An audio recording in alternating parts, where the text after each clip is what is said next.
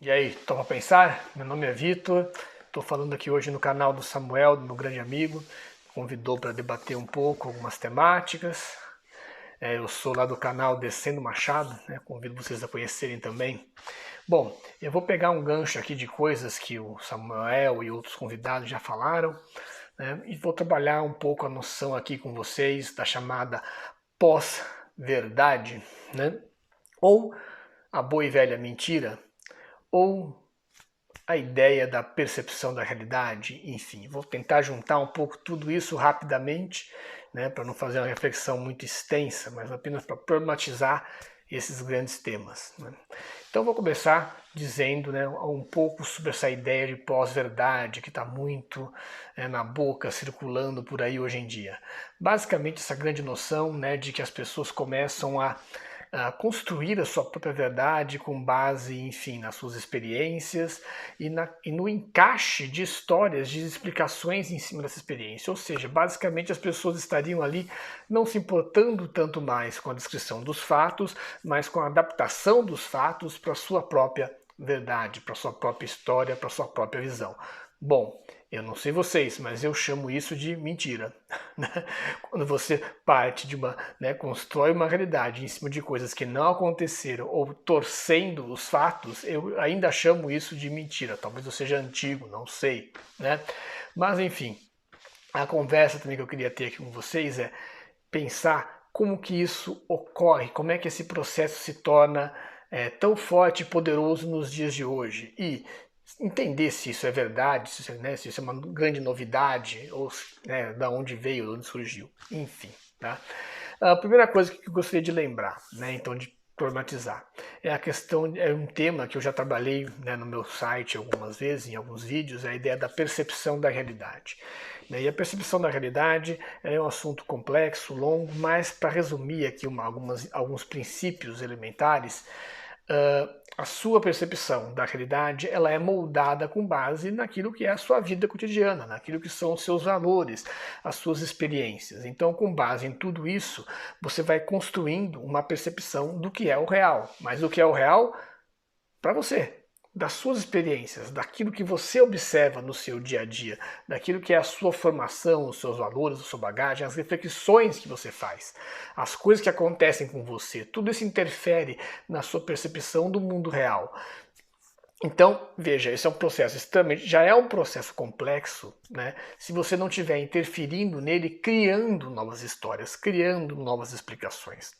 Acontece que os homens, de maneira geral, as pessoas, gostam de inventar histórias, gostam de criar explicações, né, e de justificar coisas ainda que não tenham elementos para explicar ou para justificar o que quer que seja.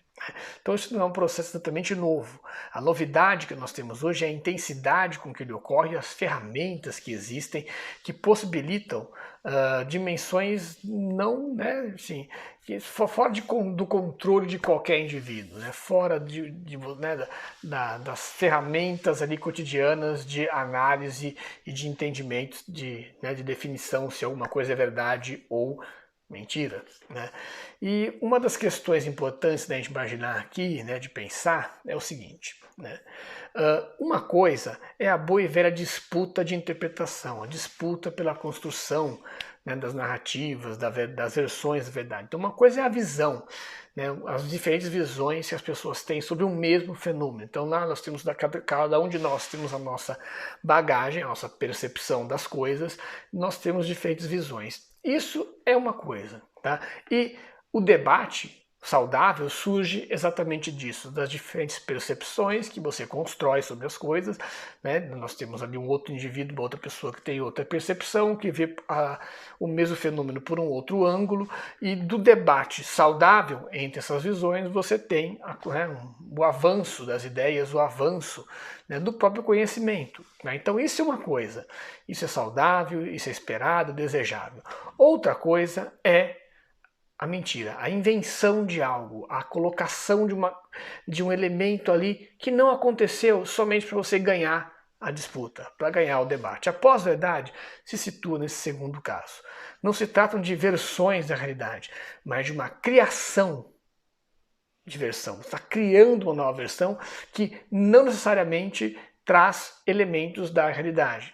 Ela pode até trazer alguma coisa ligada ali, algum fato que aconteceu, mas não é, mas é só aquilo. Todo o resto em volta ali é ficção, é fantasia, não aconteceu. Né? E aí qual é o grande problema?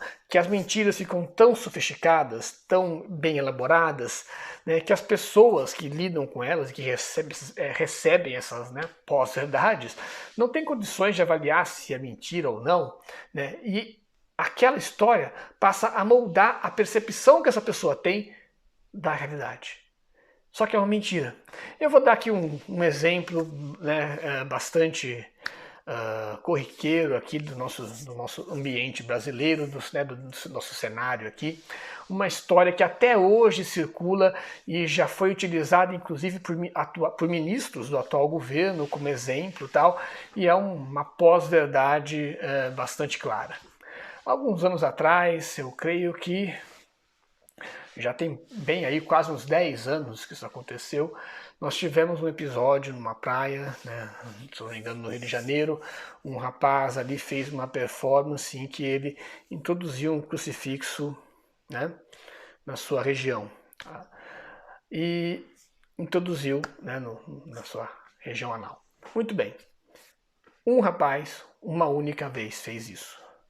Foi filmado, esse vídeo circulou, causou um grande escândalo, né? Muitas pessoas ficaram chocadas, muitos conservadores ficaram chocados, muitos cristãos progressistas ficaram chocados. Tá? Muita gente ficou chocada, tão chocado que o rapaz precisou se mudar de cidade, enfim, precisou se esconder porque ele começou a receber ameaças. Muito bem, isso aconteceu uma vez.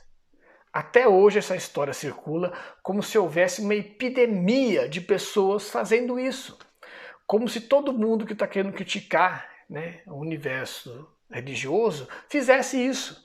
Aconteceu uma única vez. Essa história tomou uma dimensão tão absurda que já parou na boca, né, da ministra, né, que cita esse exemplo sempre que pode, como exemplo de desrespeito, né, à fé cristã. Só que não é algo que está acontecendo todos os dias, aconteceu uma única vez. Então vejam, você pegou um único fato e aconteceu uma única vez. Ele é um fato? Ele é um fato. Porém, o que você construiu ao redor dele já não é mais o fato. Você dimensiona aquela história, você apaga o protagonista, apaga os nomes e parece ter um monte de gente fazendo a mesma coisa. E não tem. Mas essa história circula, essa história avança, essa história permanece. É a pós-verdade. Um exemplo, né? A gente poderia pegar aqui outros de mentiras absurdas e grotescas mesmo, como por exemplo a ideia do famoso kit gay, né? Que jamais foi kit gay. Ele era um livro material de combate à homofobia. Né? Não de qualquer perspectiva do que foi tratado o material. Ou então coisas mais ainda grotescas ainda, como a ideia de uma mamadeira de piroca, como, né, surgiu nas eleições. Enfim, esse tipo de coisa que circulou e em diferentes níveis, né, em diferentes, né, graus ali de profundidade, né, da mentira, da falsidade, vai atingindo e convencendo, né, diferentes grupos de pessoas e lentamente vai moldando a percepção da realidade dos indivíduos, até o ponto que você já não sabe mais dizer, né, o que é real, o que não é, o que é fato, o que é história, né, e tudo se confunde, tudo se mistura. Né?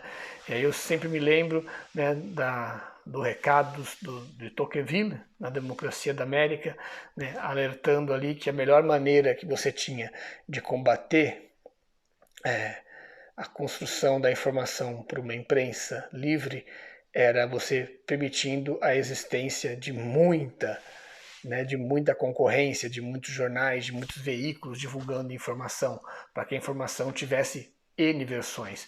O que nós temos hoje, né, é uma situação em que as versões dos fatos são construídas numa rede de mentiras mesmo, numa rede de pessoas que recebem, que ganham para construir versões falsas de histórias, né, para alimentar certos interesses, certos grupos, certos apoios políticos e até mesmo econômicos. Bom, Eu agradeço vocês, né, que assistem aqui o blog do Samuel, Topa Pensar, né, obrigado pelo espaço que meu amigo me abriu aqui.